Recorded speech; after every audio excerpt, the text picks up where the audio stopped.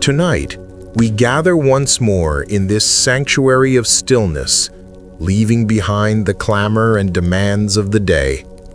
You are invited to embark on another journey inward, guided by a timeless story that has illuminated the path for seekers across centuries. I am going to share with you a profound Zen tale that holds the power to dissolve the rigid walls we build around ourselves, the walls of pride, judgment, and the belief that we know how life is supposed to unfold. This story is a key designed to unlock a deeper, more flexible way of being. One that finds grace not in controlling life, but in surrendering to its mysterious and often unpredictable currents. This is not just a narrative to entertain you as you drift towards sleep. It is a living teaching, a vessel carrying the wisdom of enlightened masters who understood the subtle traps of the human ego. They knew a secret that our goal-oriented world often forgets, that true strength is not found in being unshakable, but in being able to bend without breaking. True wisdom is not in having all the answers, but in resting peacefully within the great mystery. The Buddha once taught, the root of suffering is attachment, and one of our deepest attachments is to our own opinions, our judgments, and our identity as someone who is right. In the next 30 minutes, we will explore this profound truth through the story of a great scholar whose world is turned upside down by the silent wisdom of a boatman. As we travel alongside him, you may notice a remarkable loosening within yourself. The habit of judging others and yourself may begin to soften. The frantic need to prove your worth or defend your position will gently fade. You will find yourself naturally settling into a state of open-mindedness and profound rest, discovering a peace that is not dependent on being right, but on being present. This story, like a gentle rain, has washed away the dust of arrogance from countless hearts. It is a reminder that the greatest wisdom is often found not in the grand libraries of the mind, but in the humble, lived experiences of an open heart. It opens a door to a vast inner landscape where you are free from the burden of your own certainty. So I invite you now to find a position of complete comfort. Let your body release its hold on the day, sinking into the support beneath you. Take a slow, conscious breath with me, breathing in a sense of quiet curiosity. And as you exhale, let go of the need to know, the need to judge, and the need to be in control. Know that you are safe here, ready to receive a teaching that flows like a river, carrying you home to yourself. Let us begin. Our story takes place in a time when Japan was a land of both fierce warriors and profound philosophers. In the bustling capital city, there lived a scholar named Kenji. Kenji was not just any scholar, he was the most celebrated intellectual of his generation. His knowledge of the Buddhist sutras, the classic texts, and the philosophical treatises was unparalleled. He had debated and defeated every other scholar in the land.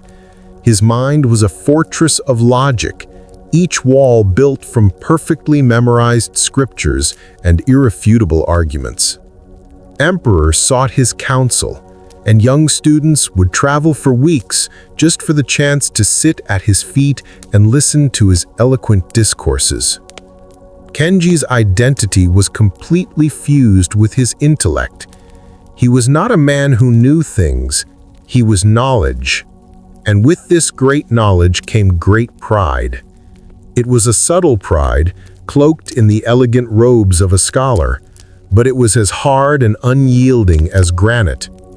He looked upon the world and saw it as a series of problems to be solved, texts to be interpreted, and lesser minds to be corrected.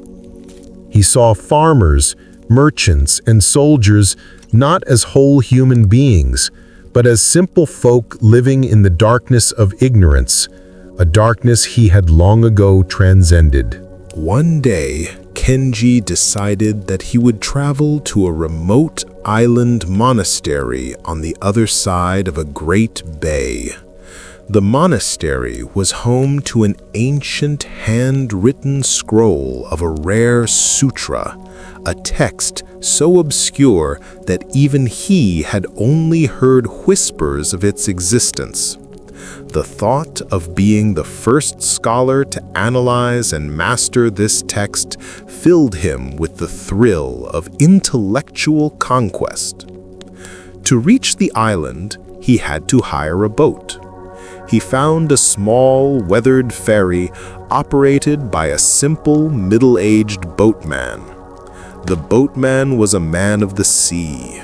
His face was a map of wrinkles carved by sun and salt spray, and his hands were calloused and strong from a lifetime of rowing. He moved with a quiet, unhurried grace, his presence as calm and steady as the deep waters of the bay. As Kenji stepped into the small boat, he looked at the boatman with a faint sense of pity. Here was a man who knew nothing of the profound truths of the universe, a man whose life consisted only of the repetitive, mindless task of rowing from one shore to another. The boat began its journey across the vast, shimmering expanse of water. The air was still, and the only sounds were the gentle creak of the oars and the soft lapping of water against the hull. Kenji, unable to bear the simple silence, decided it was his duty to enlighten the poor boatman.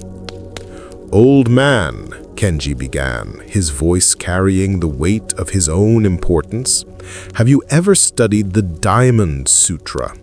It speaks of the illusionary nature of all phenomena, a profound teaching." The boatman, without missing a stroke, turned his head slightly and smiled a simple, pleasant smile. "No, esteemed sir," he replied, his voice gentle and calm. "I have not. I only know how to read the winds and the tides." Kenji sighed, a theatrical sigh of condescension. "Then you have wasted a quarter of your life," he declared. "To live without understanding the nature of emptiness is to be a ghost in the machine of your own existence." The boatman simply nodded and continued to row, his gaze fixed on the horizon. A short while later, Kenji tried again. "And what of the great philosopher Nagarjuna? His treatise on the middle way is the very foundation of Mahayana thought. Have you studied his work?" The boatman, his rhythm unbroken, replied with the same patient calm. "No, sir, I do not know of this philosopher. I only know the shapes of the clouds and what they tell of the coming weather." Kenji shook his head in disbelief. "Then you have wasted half your life," he said, his voice laced with a mixture of pity and frustration. "To be ignorant of the logical framework that dismantles attachment is to be a prisoner in a cell without ever realizing there is a door." The boatman continued his steady, rhythmic rowing. The boat moved smoothly through the water, a tiny speck under the vast open sky.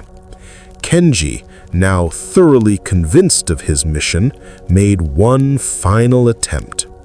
"Surely you must have at least heard the teachings of the Buddha himself on the Four Noble Truths.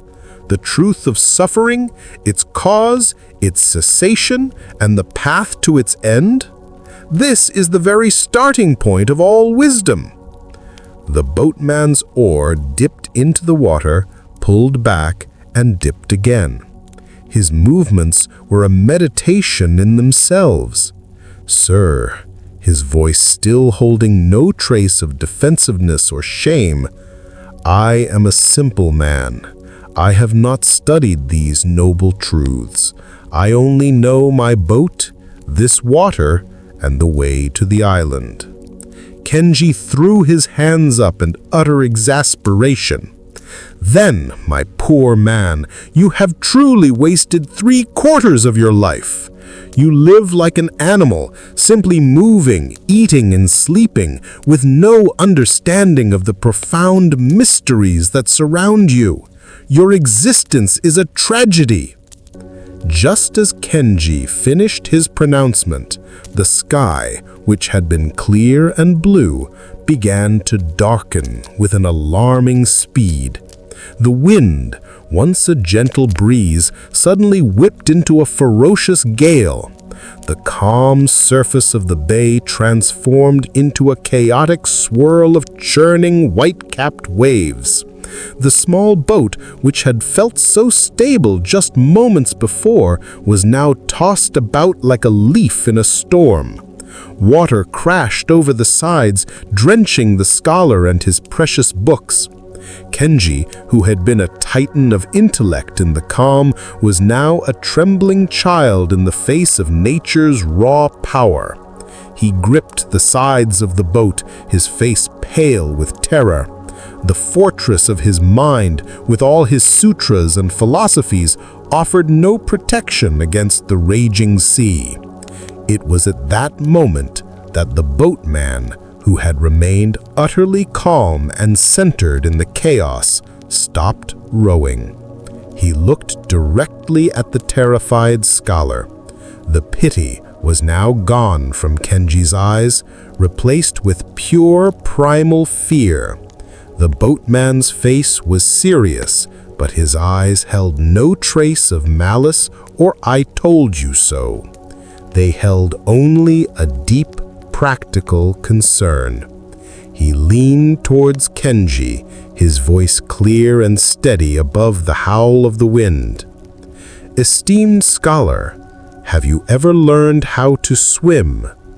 Kenji's eyes widened in horror. He shook his head, unable to speak. All his knowledge, all his debates, all his intellectual victories, none of it had prepared him for this single, simple reality. The boatman's face softened with a profound, almost sad understanding. He looked at Kenji, the great scholar who knew everything and nothing at all.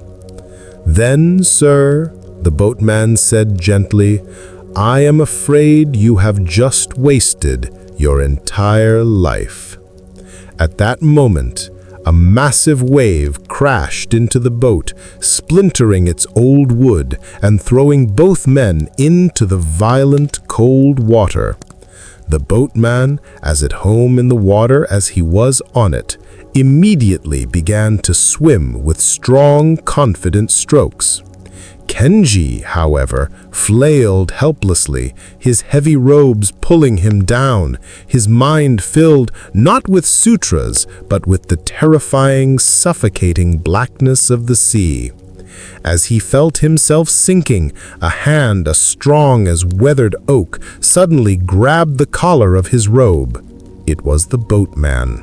With a strength born of a lifetime of struggle and harmony with the elements, he held the scholar's head above the water and began the long, difficult swim toward the distant shore of the island.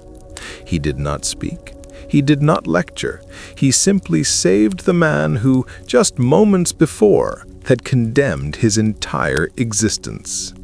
They finally washed ashore, exhausted and shivering. Kenji lay on the sand, coughing up seawater, the weight of his soaked robes matched only by the weight of his shattered pride. He looked at the boatman, who was calmly wringing out his simple clothes, his face showing no sign of triumph, only a quiet concern for his passenger. everything Kenji had built his life upon, his intellect, his knowledge, his identity as a superior being, had dissolved in the cold, unforgiving water. He had possessed a universe of abstract knowledge, but had lacked the simple, practical wisdom needed to survive. The boatman, who possessed none of Kenji's knowledge, was filled with a deeper wisdom, the wisdom of a body that knew how to move with the water, the wisdom of a mind that remained calm in a storm, the wisdom of a heart that acted with compassion even toward one who had scorned him. In that moment, lying on the beach, stripped of everything, Kenji experienced his first true moment of enlightenment. It was not a flash of intellectual insight. It was a profound, bone-deep humbling.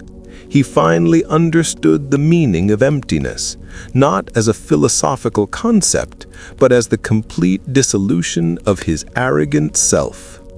He saw that all his knowledge was a boat full of holes, useless in the real storm of life. The boatman's simple question, "Have you learned how to swim?" was more profound than any sutra he had ever read. This powerful story reveals a trap that is incredibly common in our modern lives. We may not be scholars of ancient texts, but we are all, in our own way, attached to our knowledge. We build identities around our political beliefs, our professional expertise, our dietary choices, our parenting philosophies. We judge others who do not share our enlightened view. Like Kenji, we believe our conceptual understanding of the world makes us superior. The boatman represents a different kind of knowing. It is not the knowing about life, but the knowing of life.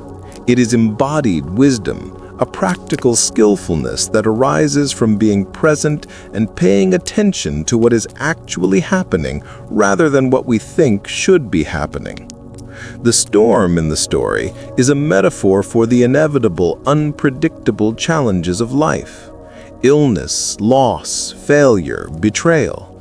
These are the storms that pay no attention to our carefully constructed beliefs and opinions.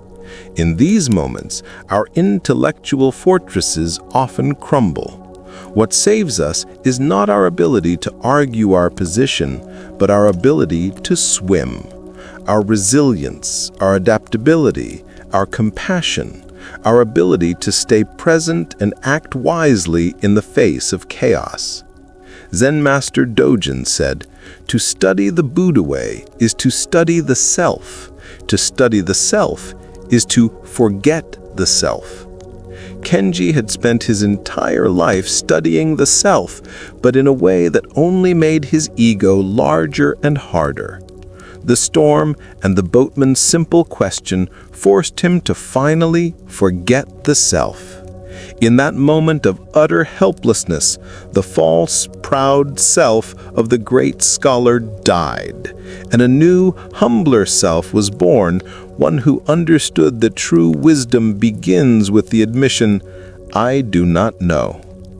The boatman's final act of compassion is perhaps the most profound part of the teaching.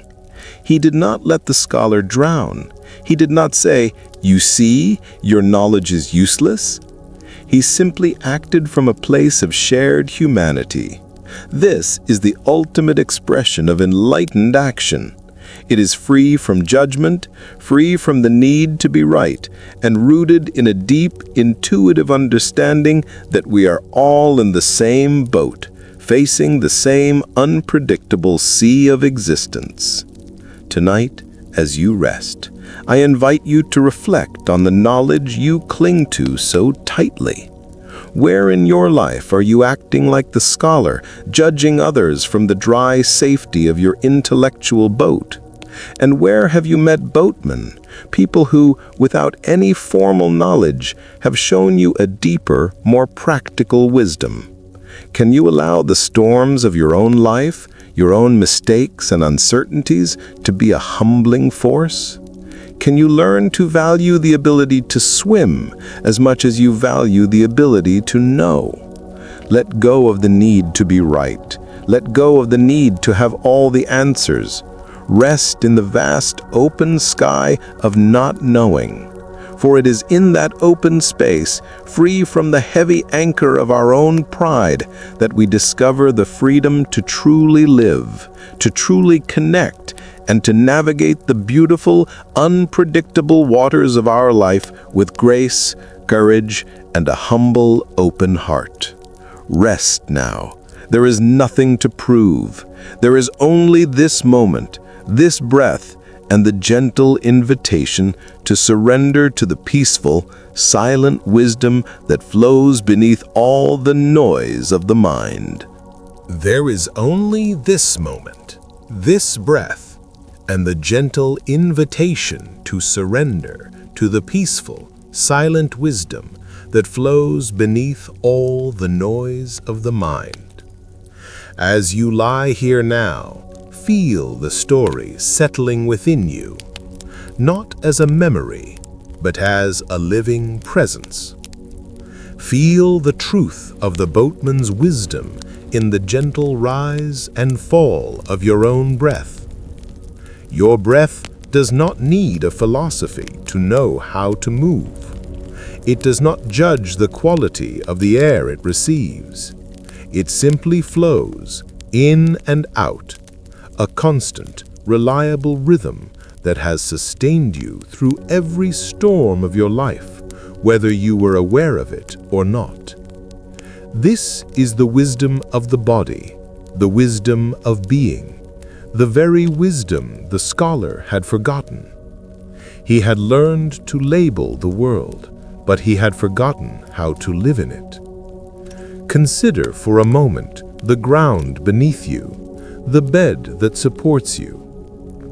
It is holding you completely, without judgment or condition. It does not ask if you have earned this rest. It does not demand that you understand any great truths before it offers you its support. It simply holds you. This is the nature of grace. This is the nature of the universe. It is our own minds, with their endless stories of worthiness and unworthiness, that create the struggle. The boatman was like this ground. He held the scholar's life in his hands and supported him without question. He was a force of nature, like the tide, acting not from opinion, but from a deep, unspoken connection to life itself. Tonight, allow yourself to be held in this way. Let go of the need to be the scholar, the one who has it all figured out. You do not need to analyze your day. You do not need to solve tomorrow's problems right now.